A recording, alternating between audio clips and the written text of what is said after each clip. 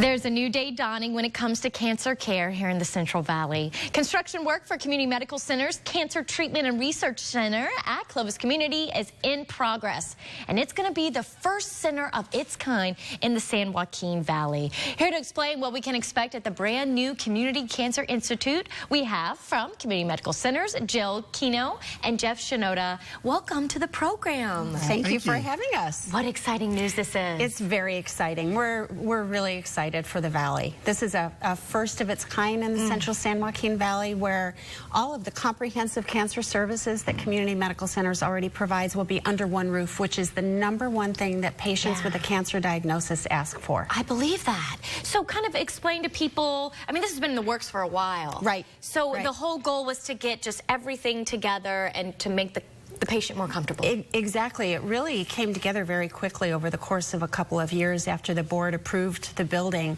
And the building itself is wonderful. It will house all the radiation therapy, the chemotherapy, the oncology support services, all the services that we already provide, but it'll be in one place. There will be a lab there so patients can get all their labs drawn. So we're really excited about the building. A lot of patient and family input went into the design of the building. It's very light and bright, which was a specific request from families and patients, that there's a lot of light because they're coming to us in a kind of a dark time. Yeah. That's really interesting. I didn't know that. The light and bright definitely helps, especially when you're going through something like that.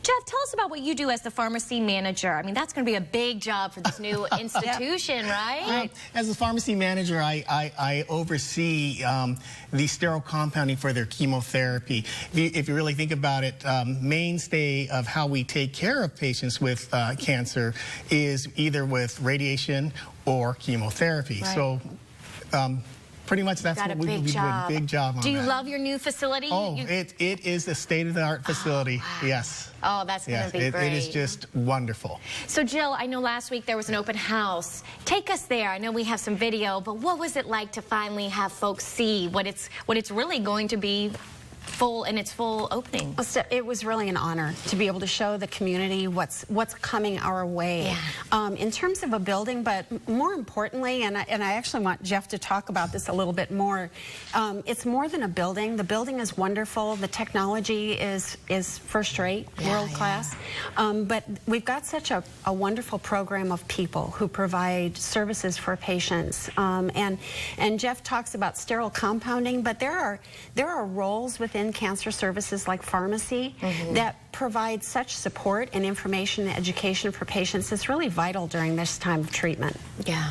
You know, going back to what she had said about the building, it's very patient-centric. And what it was, there was an advisory board that had done this national survey and to cancer patients. And, you know, there's, various questions on it, but the #1 question or answer, cumulative answer that was brought up was they wanted all services at one place. And that's what the Community Cancer Institute actually provides, all the services under one roof. Wow. I think that says a lot about community medical centers, that they would listen to the patients, that they would listen to this research, that they'd make the building bright and light, and that they would include everything to make the patients comfortable. I mean, that says a lot about them. Well, we really did listen to patients, and one of the issues that patients have really struggled with over the years is they get this diagnosis from their local physician and maybe a local oncologist, but then they feel like they have to go to the Bay Area or the Los Angeles area to get additional treatment, and they're not going to have to do that anymore. We've got an affiliation with UC San Francisco, so we've got the availability of clinical trials, so patients really won't have to travel like they used to. Oh, I love that. And Jeff, what does that mean for you in terms of pharmacy and just knowing that folks are going to stay here locally? Well, it makes it actually enhances their care in the sense that time.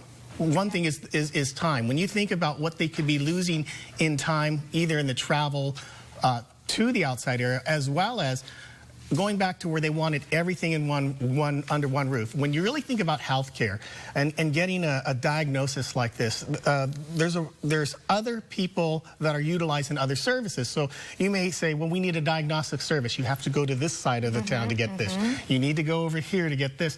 And trying to navigate that with a diagnosis such as cancer is very difficult for these patients.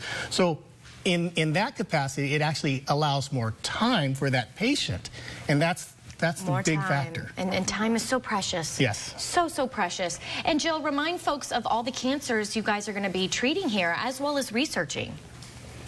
Too many to name, right? Too many to name, unfortunately. And of course, our goal always is to eliminate cancer and cure cancer, and that's what we're here for. And Jeff mentioned the word navigation.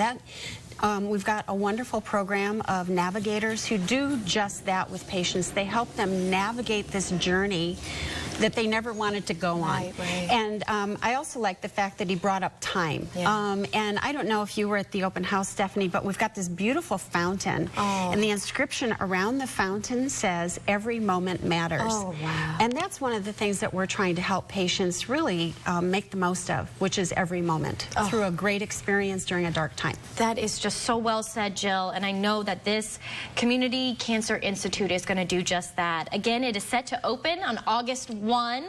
It's a $68 million project that is 3 stories tall and nearly 100,000 square feet. And like you said, this is a game changer for everyone in the Valley who has to face cancer. We are just so proud it's in our backyard. So thank you both for giving us a little peek inside and helping us get excited for the big opening. Well, you're welcome. Thank you for having us. Thank you again. And now we're going to toss things over to Alex, who has more from Community. That's right. Our healthcare hero this week is the bridge between patients and medical providers. When they don't speak the same language, they're needed. Here's MedWatch Today's Julie Musgrave. Jane